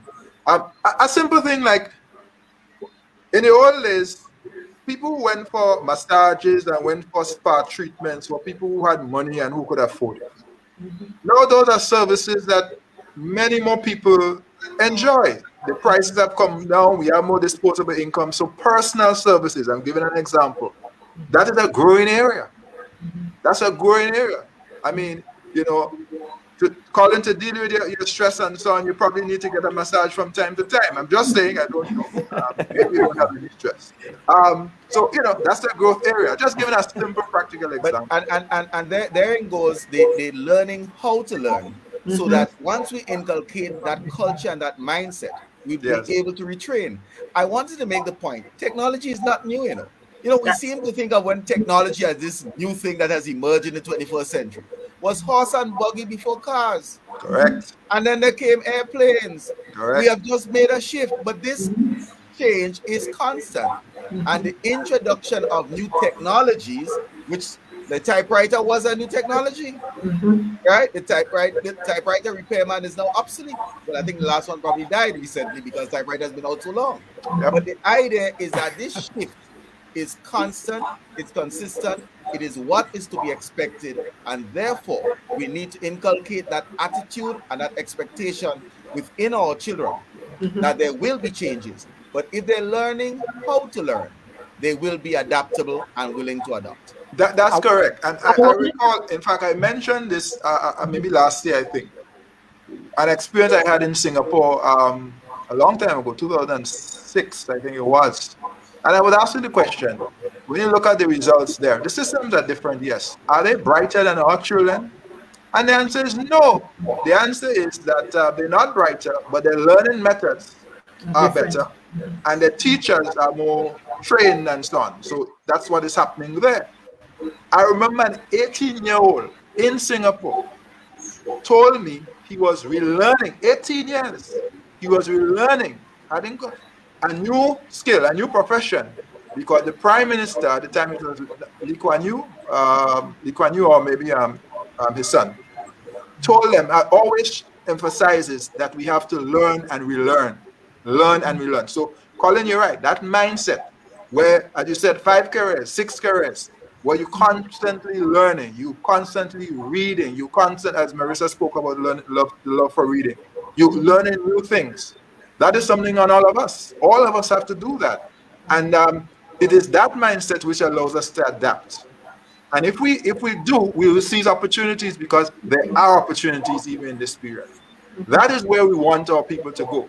So that when the thing hits us, look at climate change. This is a whole area now where we have to have a lot of climate scientists around how we manage. In other words, there are newer possibilities, but we have to shift. And that is where I'm hoping we as a region could move a lot faster in this period, so that we could really seize the moment for our people and for our region. Okay. I want to jump in here. Sorry, just add. I think a big part of persons not willing to do that is because of fear. Sam would have mentioned teachers having a challenge. We had teachers that literally cried when they had to go online, because what should I press? What should I? And what they found, that the students were the ones to help them navigate, and they're still helping them navigate the online classroom. So I think a big part of what we need to do is probably we have to have some classes where the students will be teaching the children and teaching the teachers so that they become more comfortable. Even like you talk, Sam talk about persons willing to go to the line, not and not going to the line. My mother is 70, and to get her on Zoom, and at first she was a bit afraid, but then you coax her in a little bit. You got my daughters work her through, and this is what you need to press, write it down, and then she was more open to it. So I think a big part of it for us is because we're so comfortable with the paper and the pen and going in the line, and because we're afraid of trying something new, we settle in a little comfort zone and not willing to move out. So a big effort would have to be made to educate so that persons are not so fearful of it and see it as something that the foreigners do, and it's not something that we can embrace. Right. If so, we are talking about we're talking about what is needed, right? And Singapore and based on what the president said. However, if we are a nation that boasts a tourism product, why it is that we don't have a premium tourism school or a school that teaches this kind of thing, the different areas, service areas within tourism in Grenada or even close to Grenada, because we put in a lot of our eggs into that basket, and yet for all, when it's time to get the high level positions or the really skilled ones, they have to bring them in. Let me go. My pet peeve, Sam. So I got to jump in here because you're trying to raise my pressure. Yes. I will need a massage after and this. so All right, because no, I need to go on this. Let's talk tourism. Someone wants to get to the baccalaureate level within the culinary arts. Good. They have to move outside of the region. There's an associate degree. You'll struggle to even get a bachelor's in culinary arts. So you go to any restaurant, any hotel in Grenada, an executive chef is paid upwards of $100,000 per year, and none are Grenadians. Not that we don't have good cooks, but remain being good cooks, not chefs, certainly not executive chefs. We boast about the cruise and yachting sector, but we have not invested in marine science in order to develop the professionals to service the mega yachts that will come into Port Louis. Those actions must be deliberate actions in support of our economy. Education is the way in order for us to keep the monies that the sector is making there. But our mentality in terms of tourism apparently still is the waiter, the bartender, and at a lower level, but not necessarily jobs throughout the sector. So one comes and have a full Grenadian experience from all aspects, from the cuisine in the back room to the ones that you're being served with. And so I'm in total agreement with you. And then the linkages to agriculture is also natural. But that is the disruptive leadership that is required. That is the visionary leadership that is required if we are to embrace the philosophy and ideology of Grenadianism. Well, I remember a newspaper article when one minister was made a minister of agriculture, and it was they made it look like a demotion. And I was ashamed to see that article, and I was shocked and disappointed that people actually agreed that he was demoted because he became the minister of agriculture. We all need to eat, and look at the food shortage that's going on right now, and we can't produce. We don't have a proper industry for manufacturing and processing. We don't have any of those things properly set up or substantial. And we're seeing agriculture, and then we keep telling children come into agriculture, and then we're showing them though that no, that's it's a demotion. So we it's a double standard. We're shooting ourselves in the foot, and we need to start promoting these kind of things, because why it is that when I leave school I can become a proper farmer, because we have left the knowledge of how to grow food, and we now embrace the knowledge of how food grows. And so I can tell you everything that goes on, but to tell me to go in the yard and put a fork in the ground, I can't do it. I could tell you what to do. You Maybe can't do it. I Well, can't do it. or it's as basic as you pass principle of business, but you can't balance a checkbook. You can't balance You a can't checkbook. manage money. I can't do it. And one example I raised in the past, right? We were talking about oil exploration in Grenada and whatnot, even before we even put anything in the ground. And I was like, okay, we say we may have oil, but yet for all, we're not seeing any push for student people to start going and learn about it, right? Where were the scholarships for people? So that if we do find oil, by that time we have people who are educated. They probably would have gotten a chance to work in Trinidad and come back to Grenada with some kind of experience. But if we did find it, we would have to bring everybody in to show us what to do. And so we want to do things, but we're not helping our people, right, to attain certain roles and certain levels. And we always have to be looking up. And we're talking about Grenada, right? We have to bring in a management team or talk about the management team. But how long we dealing with energy in Grenada, right? And economic, we have a lot of economists here. We have a lot of people here. But yet for all, when it comes time to do certain things, we always have to bring people in. We say we want to do it, and then when it's time, it's as if we fumble it, and then we have to find the person. And it's a problem because there is no proper forward planning, and it needs to stop. Well said. Well said. Well, I want to shift the conversation just a little bit, and I just would like to give an observation because I'm like a social scientist. I like to observe things. Okay, I may not have my doctorate, but I think I have a doctorate in common sense. I know Timmy and Colin and Mr. James. I had the opportunity to observe some university students. I wouldn't say the university's name, I wouldn't say which island or whatever, but I had the opportunity to observe some university students. They were attaining their degree and they had to do some field work. Now, one of the first glaring things is that they did not come prepared for the field job, for the field study. One. Two, they was basically complaining that, sir, you did not teach me that in the classroom. But the professor is saying, well, yes, I did, but clearly you would have to now use your reasoning to be able to apply that in the real world. You see the point that I'm making? Critical thinking. Critical thinking skills, exactly. I want to twin two questions in one, and I really would just throw it out to the panel to discuss that. Now, how can we tailor an education system to one that identifies and caters to every child's individual learning styles and abilities? Now, that's a big question here, but I want to tie in another one. What can be done to ensure that we properly match people with the field of study that best suits them? Because a lot of the times we hear people say, I want to become a doctor, I want to become a doctor, but yet our surgeon, and then their hands, their nerves is not, stable. So how could you be a surgeon and your hands are shaking?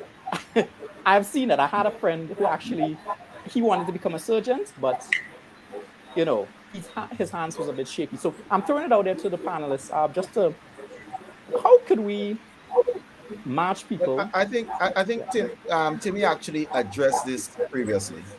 When we spoke of certainly within the early education primary level, emphasizing the foundation, right? That platform, that foundation upon which education can be built. And we get those core competencies. So I will go back to the 3 R's, as well as people talk about civics, right? So you get your citizenship, you get those foundations, but really and truly, that education and individual learning, it's about, and I use plain language and anti-Kim, and I'll say anti-Kim now, well, no, it's what you like and what you're good at. That's what should take you towards your profession. What you like speaks to your passion and therefore your commitment and motivation. What you're good at, because if your hand's shaking, you can't be good at it, so you're going to have to find yourself. But built into that education system should be interest blanks as well. So you have one of the pioneers in this field, Strong, and there's strong interest blanks, but there are a number of other tools that are out there that basically can match the interests, aptitudes, attitudes of individuals, because not just students, with various professions, Mm-hmm. getting them a peek, as it were, That's as correct. to which direction they can go in based on who they say they are at that moment. Mm. And those tools are there. Mm. We have not been Oh. actively incorporating it within our education system. Now we have guidance counselors, and God Mm-hmm. bless their souls. I think we probably have about 25, certainly not 30, within the entire education system. It's only so much they can do. Yeah. This also is a worthwhile investment in order for us to accomplish this, Curla. So Mm. we don't have to reinvent the wheel. Okay. These things are there and in practice, but it means that we have to train, retrain, equip the teachers and the schools in order to facilitate this type of learning. I think this is where the business community comes in, as you said, giving the assistance. They will come in and give the children the experience. Then they will see, okay, if I'm best suited to this, that, the other, the guidance counselor will sit down and discuss with them, because sometimes they are not even sure. Sometimes they're even being pressured by parents. I want you to be this, and this is what you need to be, even though I want to do this. So it's they need to be able to have that conversation with themselves, have that conversation with others, and to interact. Like, for instance, for me, my daughter said she wanted to go into real estate. She wants to be an architect. So I said, no, as a parent, I didn't leave it up to the school. I am going to see if I can find an architect, somebody into real estate, and asked if she could spend a day with them, right? So she had an opportunity to spend the day to see what it's like, find out what did I have to do to get here, what are the subjects that I had to work on. And I think this is what we need to do in the school system too, and the parents too, working along. So collaboratively, the parent, the teacher, the student, we have this dialogue. The guidance counselor could be there, and we go out and I decide, okay, if I want to be the governor, what do I need? We could probably ask the governor That's right. to come and ask the child to spend a day with you to get an experience. And then they will say, okay, I think I can do this. I don't think I can do this. But this is where the community comes in to help us with that, because we don't, as educators, we don't have the skill set for all these things. But if we work as a team, then this will help to find the students, to find the best match for them when they leave the school system. That's very important. A quick example, I remember when I was trying to figure out whether it's engineering or economics. And I was actually just finished GBSS, done into A levels, and I'm trying to figure out which direction. And I did a 6-week summer with some engineers, road engineers. I quite enjoy going all over the country and learning new places and so on. But I realized that's not what I want to do with my life. I don't want to be outdoors as much as, and some of those things that I saw there. So I enjoyed the experience, but what it did, it was clarified in my mind, I'm going to do economics. So I agree with you, Marissa. Give the children an exposure, and that might help them to decide what to do or what not to do, and certainly what subjects and areas they ought to pursue. We have to just expose them and sort of let the thing come out. I think sometimes these ideas come from parents sometimes. If a parent, there wasn't a doctor, then they want the child to be a doctor, a lawyer, or maybe they look up to somebody. There's nothing wrong with wanting to be whatever, but sometimes it's not, as you said, based on what your gifting is. It's based on who you see or what you're told. And you want to give, again, in that creative space in the classroom, in the school, working with parents, teachers, students, you want to be able to allow them to come, as Colin said, to what you like, what you're good at, what you're called to do. And you need to spend more time engaging on that than just ramming the homework and coming next morning and see whether it's right or wrong. It's not really, it's not helping. My children, they're doing their homework. They're doing well in school, but I know deep down that is really not serious education. I know that.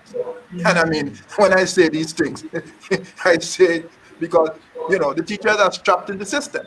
So unless we make over the system, that's what they have to do. The system is incentivized to get these massive subjects. We spoke about that earlier and so on. Let us really begin to reassess and make the change that we want to see. I just feel we've had this conversation for too long. I saw somebody in the chat say they've been in primary school for 24 years and nothing has changed. What a tragedy. What a tragedy. That must not continue. And again, I don't want to, I recognize that there have been attempts But I say we have to put it together now, and we have to really, not incrementally, really make as Colin put it, a disruptive change. And that requires leadership, and it requires a commitment. Because while we're saying this, and some parents agree, there are some parents who like the idea of bragging rights for their children, and there are teachers who like the bragging rights for schools. That's correct. So I remember even when we were talking universal education, to give a practical example, a few years ago in Grenada, and I mean, some countries had achieved that long ago. We were trying to get the situation where everybody can get universal secondary education. And the idea of moving people through, there was resistance from some schools and teachers who felt, no, I'm not sending up this child for common entrance if they don't have a realistic chance of passing. Hold them back. And others were saying, no, let the child go. And then, of course, it came down to a test. Whereas in other systems, you move through, you get continuous assessment and you move through. You're not being held back whether you're ready or you're not ready. You remember the whole days? 1 chance, 2 chance, 3 chance, 4 chance, because you're starting at 10 or 11 and you could go up to 14, and then after that, it's school leaving. But thank God, I think we've gone past that now. But the reality is that those you will find inside the system people who are so comfortable with that they don't want to change it. And so when we talk about changing, we also have to have a serious change management process to accompany any major shift, because without that it will fail. And I've seen reforms in government in different areas, health, education, other places, not succeed, not because it wasn't a good idea, but there was resistance from within because not sufficient engagement occurred and a comprehensive change management process did not accompany. So one of the things with change management, you have to address people who feel they're going to lose something, who feel threatened. And you have to address that concern and show them how, actually it moves the system, everybody benefits. And then there will still be those who refuse. And then you have to make a decision on what's going to happen there with the blockers. But I do want to say a lot of times reforms in the public sector fail because of the lack of a change management process. And therefore, people get very frustrated and disillusioned because it seems as if, notwithstanding their best efforts, the thing hasn't gone or isn't going anywhere. Okay. Wow. That's heavy. That's heavy. I know the panels are very busy, and I know we have gone on an hour and a half now. But it would be remiss of me if I didn't pose an economic question to the governor. I call it a curveball question. I don't know if are you ready for a curveball? Slightly, just a little bit. You can bowl whatever you want. I have the option to play and not play the delivery. I can leave well alone. Go right ahead. All right, so I'm just going to quote an investor, a venture capitalist from South Africa. His name is Vossi Timbakweo. I hope I'm pronouncing his last name correct.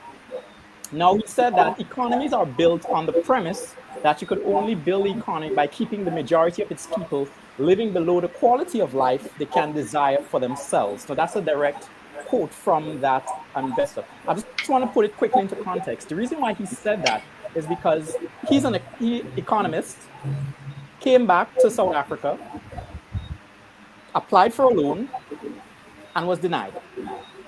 But because he didn't have an asset as land and capital or anything like that, his white counterpart, who had land from apartheid South Africa that was handed down to him, was able to get the loan. Years later, that same black South African, Vossi, he is now worth 300 million rand. And the business that, and the money that was given to the white gentleman, his business failed. So, and ironically, the bank is now asking him to be their spokesperson, who didn't give him that loan. So just bear that in mind. So my question is, and I believe that the Mia Mottley, the Prime Minister of Barbados, she alluded to a critical thing that how do you now say that a bank, you're supposed to be giving loans, right? And yes, we understand there's a lot of liquidity in the system, but yet still people with great ideas are not able to get funding. Is that a problem? And it is time that we rethink the way that we give and process loans. Well, the answer is yes. We have to rethink the way we do. So, I mean, the South African experience is very particular. South Africa structurally, they have Yeah. serious issues, and clearly, he was speaking out of a South African experience. I don't think that is the experience. Well, the structure is exactly the same in our region, but the issues are similar, meaning financial exclusion. So, to your question, we do need to provide more credit for businesses to operate. I want to address this properly, but I also feel we don't have enough time. But let me try and Yes, be yes. concise with what I would say, because it's a complicated issue. I think people beat up on banks without understanding the complexity that is banking. Right? Your money, your deposit is put there. You expect to get interest. That deposit is then loaned to other people. You expect to be repaid. If people don't repay, then you will not get your money back. To put it bluntly, okay? So the banks have to take care with how they lend, because if they don't lend properly, credit on the writing, you may not get back your deposit. So that is part of the issue that banks have to deal with, and people forget that. Having said that, the system we have, our financial system, is bank centric, and the banks are pretty much based on collateral based lending. That is to say, you have to have land, you have to have some kind of security. That is a difficulty, a friction for small businesses. Because very often you don't yet have collateral, you do not have a track record, you have a good idea, but you need an opportunity. And that is where you need other types of financing. So one of the things that we launched last year in the middle of the pandemic from ECCB, in partnership with the World Bank and the Eastern Caribbean Partial Credit Guarantee Corporation, is a partial credit guarantee scheme. Simply put, it's an ability for a financial institution to make a loan to a small business. The loans are not large, they're up to a max of $300,000, right? A guarantee of 75%, for whether it's a bank or credit union, to be able to make to people, small business people who otherwise would not have an opportunity because they do not have any collateral, they have no track record, they're not known. But you have to create niche products for these people, because the banking system as constructed will not be able to help them, because it has to be collateral based to protect depositors' funds. The other issue that arises is the fact that we have a high level in some countries, not Grenada. Grenada has actually the lowest non-performing loans in the ECCU, but in some countries you have high non-performing loans. So that also has a dampening effect on the appetite of banks to lend money, because if they make the loans and people are not paying back, it means that their interest income from loans is lower than it should be. It also explains why you see fees and charges going up, which is a big issue, and obviously we're concerned as well at the central bank about fees and charges. So it's a complicated issue. I'm going to just pause Yeah. here. Yes. If you have a question, I will respond, because when we start to talk about banking, you have to understand all the facets, the cost of banking, the compliance costs, based on all of that is going on internationally. Those things are driving the cost for banking. So you're seeing mergers and acquisitions now, because banks are trying to spread their costs to drive down their unit costs and hopefully eventually raise their profitability. But let me stop here. Yes. That's another I'll story. just have that's, like I said, it was a curveball question, and I appreciate you you giving a response to that. So just get some closing comments. Let's start off with Miss James. And we had a really, it's a lot to digest. It's a lot to digest. Just some closing comments from you as an educator. How do we now go forward? Because it starts with a conversation, but what next, in your view? The disruptive leadership, we need to shake everything up. Shake everything up, start from scratch, begin to collaborate with teachers, businessmen and women, even the same students. Collaborate, collaboration between educational departments. The primary school collaborate with the secondary collaborate with the tertiary. This is what I'm getting, this is the shortfall I'm having. What do I need to make sure when my student leaves you, when they come over to the next level, what is lacking? How do we need to improve? But it must first start from the top. This is our new framework. This is the direction. This is where we see Grenada. This is what we need. The government sets that out. Then we break up into various different groups, and we pull our ideas together. We then create the curriculum based on the needs, based on where we see our country in the next 10 years, and it will begin to trickle down. And I know I'm not a revolutionist, but there were a lot of things that was done during the revolution that they constantly kept educating the public. This is the direction. You have Morris Bishop would say this is the year of political education, the year of the national airport, the year. So this is the year of curriculum change. This is the year we're going to disrupt the system and we're going to move forward. So this is what I want to add. This is how we go Okay. forward. All right. Thank you. How about Mr. Dow? You have the floor. So we're gonna mash up things, disruptive leadership, but we do need visionary leadership. That is critically important. And there's a lot of conversation in Grenada now about vision, what was Vision 2030, now Vision 2035. And I would like to see education being a central component of any conversation about visioning for Grenada. Because unless and until we change the education system, we'll fall flat on our faces on that developmental agenda that we are referring to. So it's critically important that when we speak development, when we speak vision, that we have education at the center and we're willing to truly invest in education, the education system and our institutions in order for us to be successful. And one thing that we did not speak about tonight on this evening of A Few Good Men is our boys that have fallen away. At the primary school level, yes, but in Form 3 and Form 4, we are losing them. Why are we losing them? What is it about our education system that cannot maintain that engagement with our boys?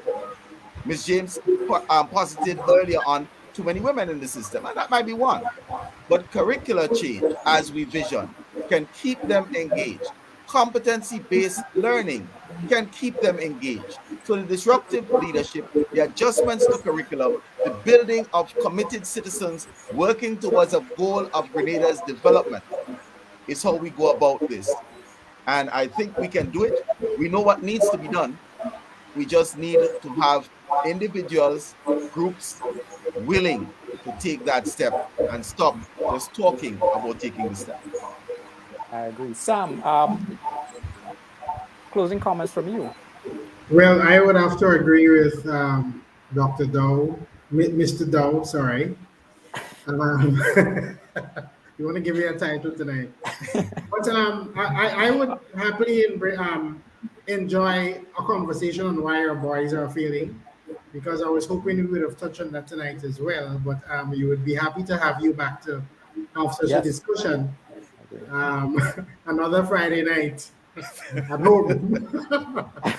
But I was telling my wife that a lot of the times we have professionals who go to university and teachers as well who learn things, but they don't implement what they learn when they come back. They just fall back into the normal way of doing things. But if you ask the teacher what is the right thing to do, they can tell you. But because this is how it has always been done, they continue doing it, and they know that it is not effective. They know that they're actually breaking a child sometimes, but because they are afraid or it doesn't fall in line with the curriculum or whatnot, they're afraid. So I just want that with the many scholarships that are given and the many people who go out, when you come home, you need to do exactly as you were trained, because Grenada is good enough for that skill.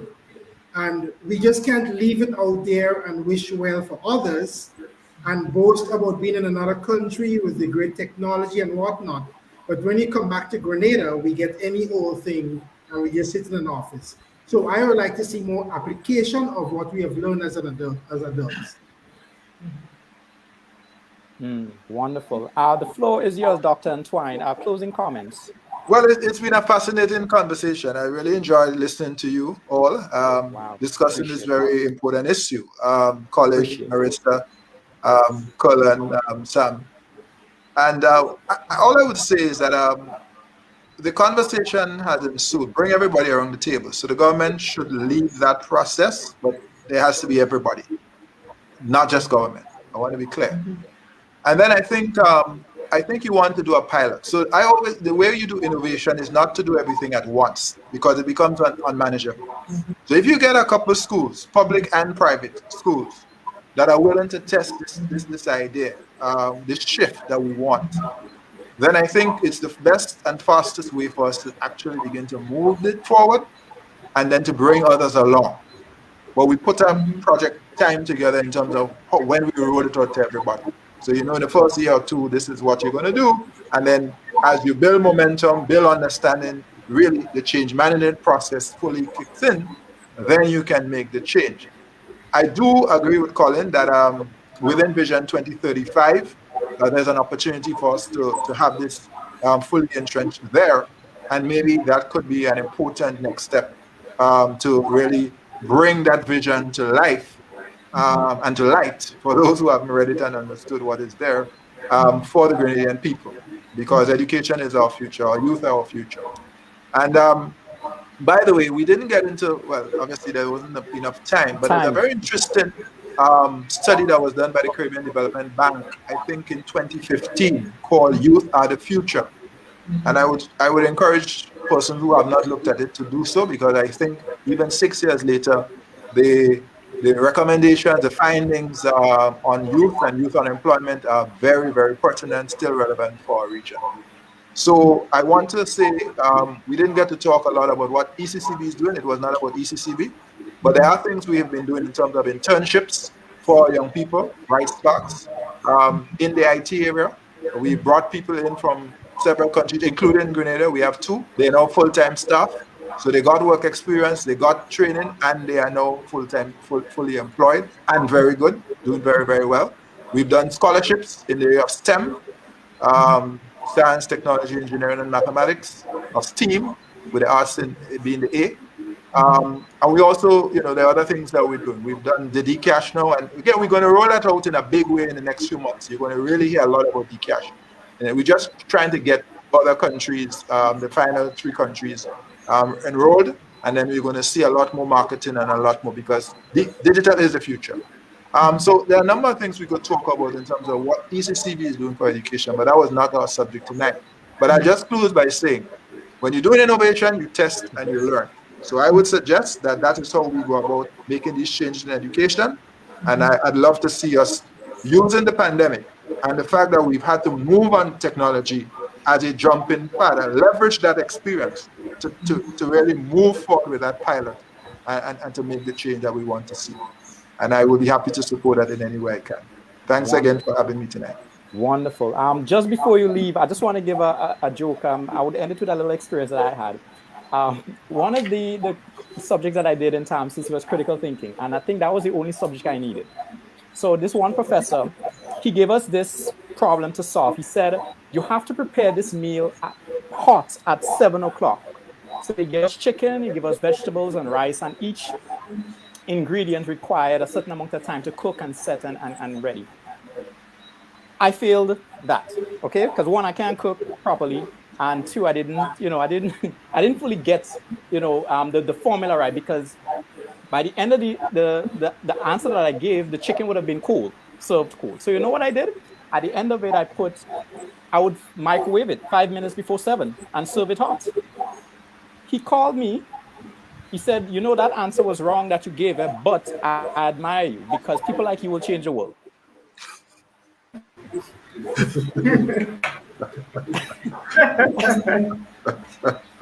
So yeah, I mean, he showed me a problem and I provided a solution. Just microwave it.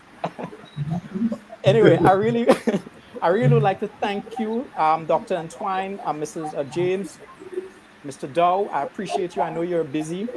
And taking the time out to come and discuss the education system on A Few Good Men. There's no words I could express right now on how I feel. Sam, I'm sure you feel the same way. Absolutely. And we would love to be able to have these discussions and bring you back to be able to speak about what the ECCB is doing, because I'm interested in it. And Miss James, I would really love to know about early childhood education and how do we now, you know, improve in that area. And Mr. Dow, I want to talk a little bit about university life and so forth. And I know you're well versed in that. So thank you so much, and a pleasant good night. Thank And you. Thank you Thank very you. much. Thank you. God Really bless you appreciate all. it. Thank you.